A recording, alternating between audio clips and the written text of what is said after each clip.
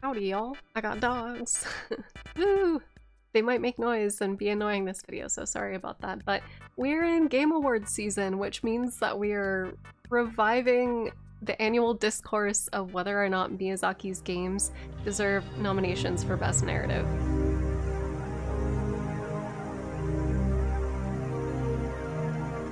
This isn't a new conversation and it pops up quite a bit, but it always boils down to two opposing opinions. One group typically believes that Elden Ring and other Miyazaki games do not have a narrative. They have a story, plot points, history, and lore, but they don't use narrative devices to deliver this information to the player in any way. The other camp feels that there is a narrative, but it's just not one that we're traditionally familiar with, so it can take a while to get used to. There's also a lot of confusion with this discourse, as a lot of these concepts that are being discussed have very similar overlapping concepts and meanings, but they are fundamentally different.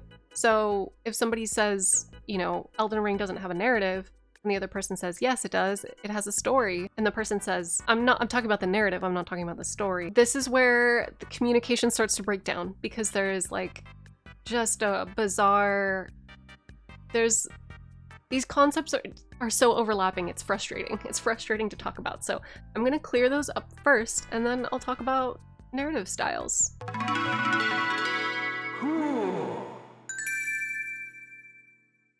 So first, a story is a sequence of events, the order in which the events occurs before the outcome. They're typically organized in chronological order, and they're very objective actions or events or happenings. So for example, a king is crowned, the king summons a demon, the kingdom is destroyed. The plot is the sum of all of these events together that allows us to understand the logic of the story and the cause and effect between these events. It gives us an understanding of the characters' intentions and also how everything correlates with each other. The king is crowned, and because of his lust for power, he summons a demon. It's his lust for power that puts his kingdom in harm's way, and therefore the kingdom is destroyed. So we're able to use those plot, I just use literary plot devices. I just explained to you with my words how they're connected, but you can do this in a bunch of different ways. I'll get into that later, but that shows the causality between those three events. So let me reiterate what I just said. Story is the happenings in chronological order. The plot is the sum of those events and the causality. The plot is traditionally chronological, and during Aristotle's time, he claimed that there should be a beginning, a middle, and an end, with rising action and falling action to keep the viewer, the audience, engaged. However, as time has gone on and storytelling has evolved over time, a lot of directors and writers will change up the order of events in order to subvert expectations and create different feelings.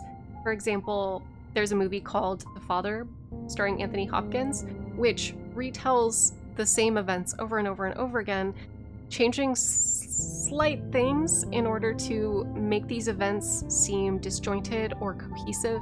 And it's supposed to be from the perspective or from an experience of somebody with dementia and Alzheimer's. Definitely recommend watching that movie. It is a great example of how atypical non-linear narratives can really create an interesting feeling or sensation when you're watching a movie. Another really famous example of this is obviously any of Quentin Tarantino's works. Doesn't matter how you feel about the man in this instance, I'm just using him as an example because he's like the most, I think, pop culture-y reference I can pull out of my hat right now. So, what is a narrative? A narrative includes the additional ways that the story or plot can be delivered to the audience. So think of it like a metaphorical envelope, a container for the story and the plot. Sorry, Cooper is behind me. He's snoring loudly. And then I also got this boy over here, the ampersand. But yeah, so you got the story and the plot in your envelope, and you're delivering it to the audience so that way they can perceive and interpret the story and the plot. So what is the delivery method in which you are giving the audience your story and plot? It could be the setting, it can be who is telling the story, it can be the narrator. Are there multiple narrators? Is the narrator reliable? Is it told in a linear fashion? Is it through pictures, song, or written word? Narrative is the technique, and the story is communicated while the plot is the substance of everything and how everything's interconnected. It's confusing. There's a lot of different pieces of this, and if you literally Google what is a narrative, you're going to get a zillion different answers because depending on the medium that you are creating for, they have different principles and rules. So for example, if I look up narratives in painting, the principles and elements of design and art are going to look vastly different than cinematic or principles of art and design and writing in movies. So it's just, there's a lot of information out there and there's so many different examples of it, and it's fucking confusing. What makes this all even worse is that video games as a storytelling medium is a relatively new phenomenon. This happened only within the last 30 years, and they've only become more and more sophisticated as technology's advanced, because before, back when things were pixelated and we didn't have things like motion capture or voice acting or anything like that, we didn't have to consider the same things that we do now. A lot of developers will rely on cinematic narratives or cinematic storytelling in order to get their ideas or feelings across, because it's the most translatable medium between gaming and anything else. But some will rely on narrative tools that come from books or plays or operas and incorporate them into their games. So an example of this would be Yoko Taro. He hired opera singers to do the score and a lot of classical musicians, and Emmy Evans, who is brilliant, wrote an entire fake language that she sings in order to communicate the story of the game. Video games and cinema can be really complex, so I want to start off on a very simple example that is just going to be focusing on a still image and how we can convey a story with a still image and no words. So this painting is a painting called A Huguenot on St. Bartholomew's Day, a painting that relies on visual information to tell a story about a particular time period, but also the relationship between two people. So using what we learned before and the method in which we break down storytelling, the story is a girl is sad. A girl tries to tie a white band around her partner's arm. The boy blocks the band as he embraces her. But the causality or the plot, this additional subtext that's going on here, is that a girl is sad, so she tries to tie the white band around her partner's arm. There is a cultural genocide that is occurring, and people who would wear white bands around their arms to protect themselves against a cultural genocide. So she is trying to protect her loved one from this genocide. However, the boy blocks the band because he wishes to remain true to his spirituality, or he wishes for his paramour to remain safe and for her to keep the band herself. Additional elements like composition and color suggest this painting is about grief, and it's about losing somebody that you care deeply for. There is not a lot of space between these two figures, and they contrast really heavily against the background. The background just being like a red and green, there's like a brick wall and some plants, but they're so dark. They're so dark, and their clothes almost look like they are melting into one another to unify them. It shows a very distinct, intimate closeness. But how do we know that they're lovers and that they're not siblings? Well, we can first off realize that there's a difference in religious upbringing and religious belief systems at play here. She is obviously Catholic and she is giving up her band, whereas he would be Protestant or any of the other belief systems that were being targeted at the time. And he also has darker hair than she does, and his stature is quite a bit taller than her. So there are differences and features there that are suggesting their closeness is not one of relation, but one of romance or of love. And if we want to take it a step further, we can say that the theme about this painting is about how war or genocide causes the destruction of innocence and love and beauty. The tragic part of this painting, the future of this painting, is the fact that he will die because he doesn't have the band, because he's refusing it. And it is showing a tragedy, it's showing a depiction of grief, which is also why both of the characters would be wearing black. The color choice is very important here. Narrative paintings utilize principles and principles and elements of art to convey information. This type of visual storytelling is utilized in cinema along with things like the movie's cinematography, for example. Sometimes information is told to us, but in a way that's through suggestion rather than being told to us through exposition. It may not be dialogue or the literary elements, but perhaps a collection of sounds or images to suggest a deeper meaning. It can take some time to learn the principles and elements of art, design, and music theory and all this other stuff, but a lot of lore content creators find success, or film analysis and video essay people on YouTube find success in sharing this information with others and teaching people those elements of design and why this form of storytelling is so effective. I personally, even though I have, like a pretty broad history in design and art and understanding all these things, I still catch myself watching YouTube videos for certain movies to hear somebody else's input on how they perceive the events of what they watched. Pretty much what I'm trying to get at is that you can use so many different mediums to tell a story, and there's particular conversations that are happening around video games and the way that video games tell a story right now that come from the fact that video games as a storytelling medium is still relatively new, and as it's only been around for about 30 years, technology has been advancing like crazy, and now we're getting into virtual reality and the prospects or the potential that virtual reality could even have as a storytelling medium. Kind of recently, there was a new term that was coined to talk about the relationship between gameplay and storytelling, and that's called a ludonarrative. Ludonarrative! And it's a type of narrative that requires a degree of active engagement and action from the audience. It's an active narrative. It was a term coined to explain the relationship between gameplay mechanics and story, specifically about how there can be dissonance between these two things. So ludonarrative dissonance is the term that I'm thinking of. But there's also ludonarrative harmony, which is the idea that when these things are applied correctly, then they can create a harmonious gameplay experience. So, for example, Bethesda and Obsidian video games often have a gameplay mechanic that allows us to retrieve items from dead bodies. In Fallout 4, synthetic life forms exist, and they're typically frowned upon by most of mankind.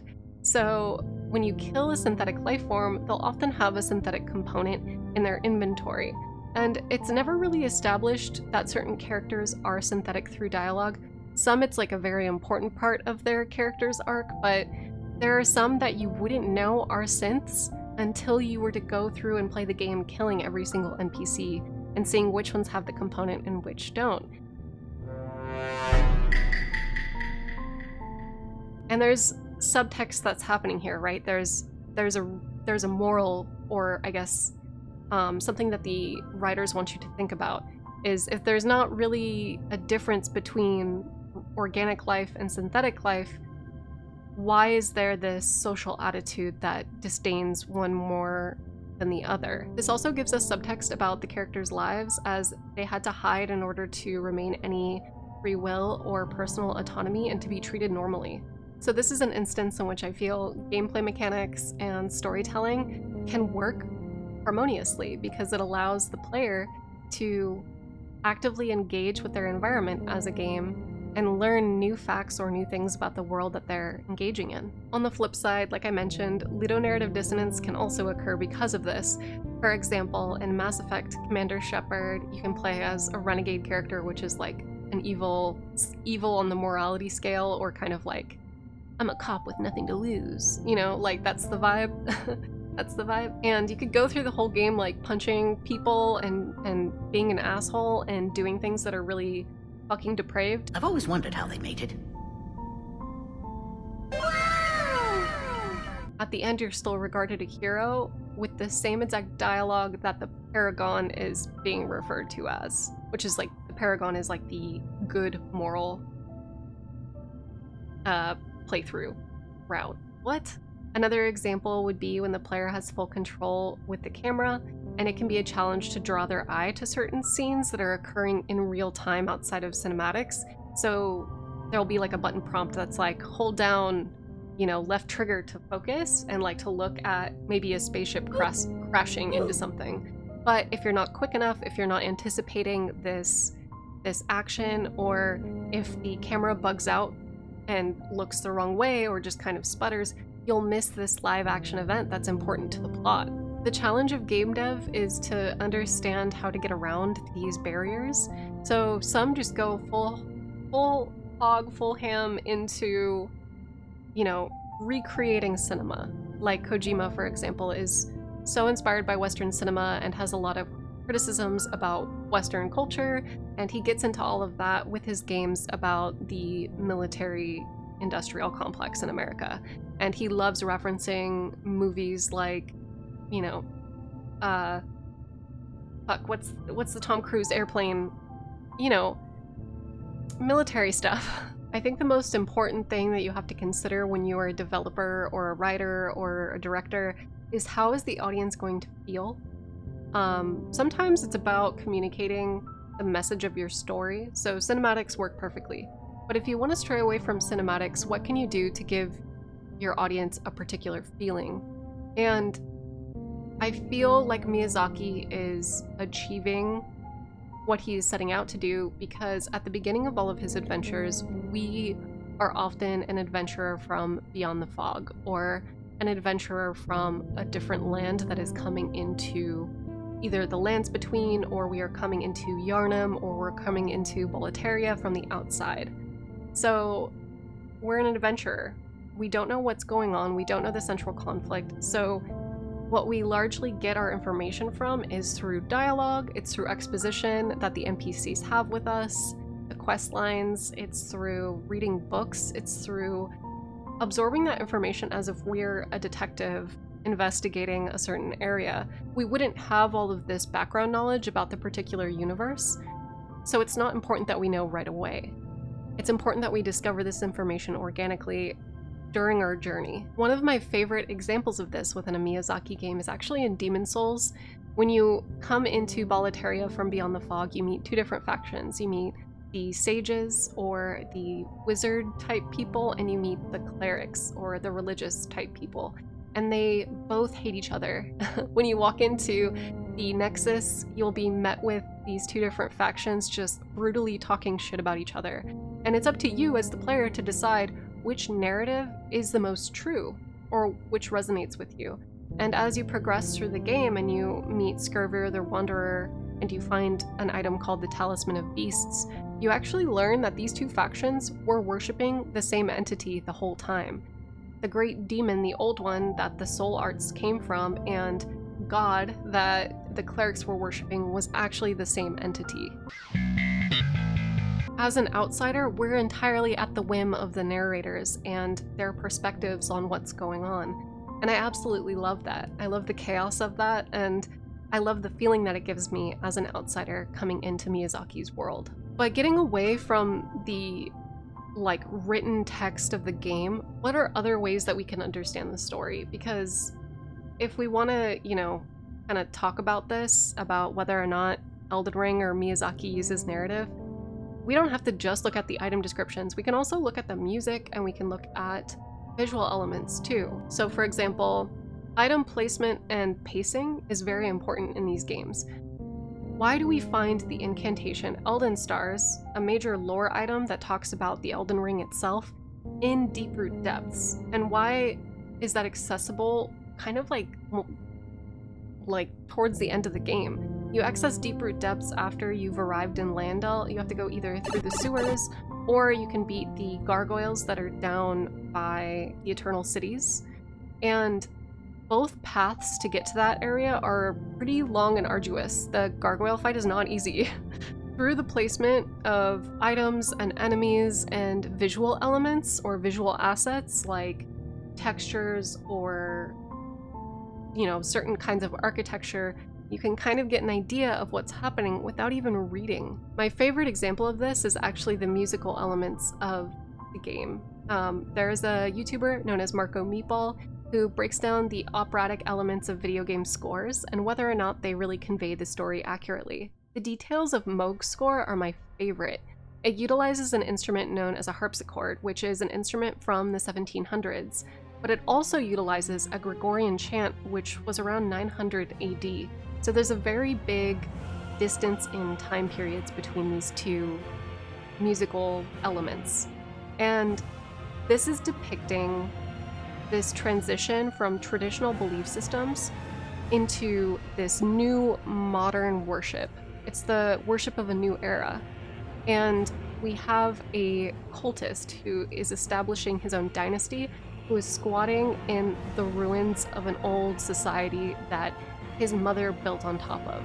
If you listen closely to Marco's analysis of the score, he mentions that the males are singing baritone, they're brooding in the front, while there is a soft female voice that's singing in the back, and it disappears very frequently, which shows us this relationship of tension between Miquella's kidnapping and Moog standing in front of Miquella's egg. You don't have to read the item description or understand who Moog even is to understand the tension and the overall vibe of what's happening down there. It might still give you a feeling to some degree, and that feeling is something that's very powerful in storytelling. It's the suggestions. And something that I love about Miyazaki's games is that a lot of things are intentionally left obtuse, and the community gets together and we try to figure out what we feel through the music, through the art, through the item descriptions, what is going on and what may have happened in the past. And what's really neat about his storytelling is that DLCs will typically visit the past, so that way the community can either confirm or set aside their speculations that they had and see how right they were about certain things. And it's really neat because so much research has been put into this game in terms of using historical and musical artistic elements to give this like very specific feeling and story meaning. Once again, here's another example of visual art helping us get a grasp on something that's going on.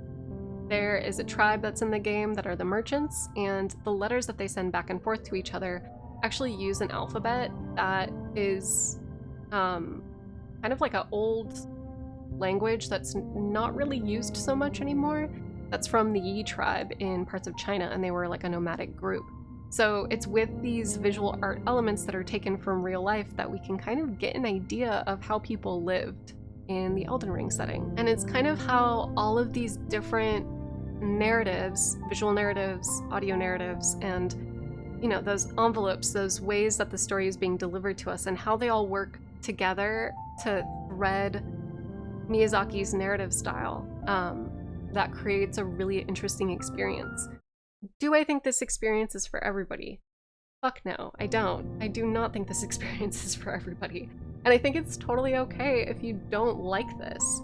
If you like your cinematic narratives, if you like the exposition, if you like things to just be told to you, it's not really lazy either. It's just how you as a person have learned how to interpret story.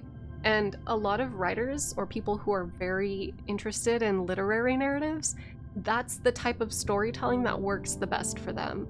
However, for me as a visual artist predominantly, visual art is the type of storytelling that works the best for me. So when I walked down into Deep Root Depths for the first time and I saw the big corpse that was strung up on the roots of the great tree, and I saw the rot and heard the flies and heard the violin, like I was able to infer what I was looking at and how I was feeling about it.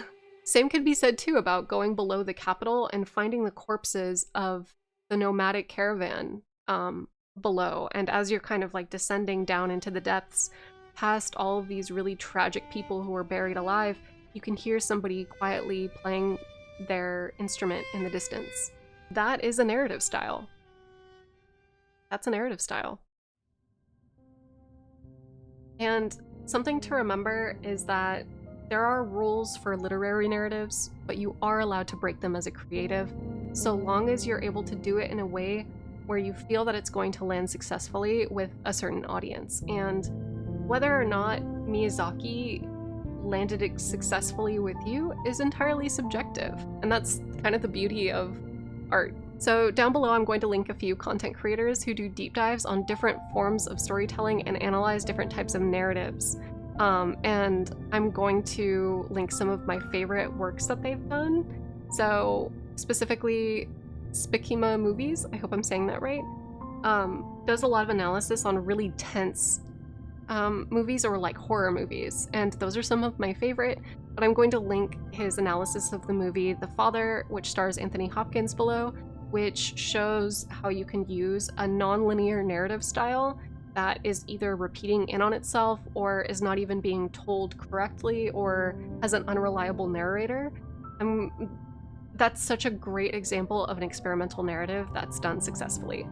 So I'll link that below. Another one is SMB's video on Sekiro, which I literally talk about in almost all of my videos. Please go watch that analysis because it talks about how trauma and like emotional trauma can actually like affect memory and our organization of events and our recollection of events, because sometimes we won't want to remember certain things, or sometimes the emotional response that we're having in those moments is so frenzied that it's almost difficult for us to recollect things as they actually happened. And if you want to get real weird about it, there is a 4-hour video essay on Twin Peaks by Twin Perfect that I want to recommend too for those of you people who are really into Twin Peaks. And it gets into David Lynch and a lot of the symbolism that he uses. And it's super interesting because David Lynch is one of my favorite directors, but he also was first and foremost a painter and does his own sound design. So the way that he communicates specifically is through his visual language and his sounds. Language is something that's always been difficult for him, and I related to him a lot when I was growing up. I definitely feel like there's an ineffable quality about the things that we experience. There are subtle nuances that are difficult to translate into text or into words, and he's just a genius at putting that in film and in his paintings. I'm going to put these panties in my mouth.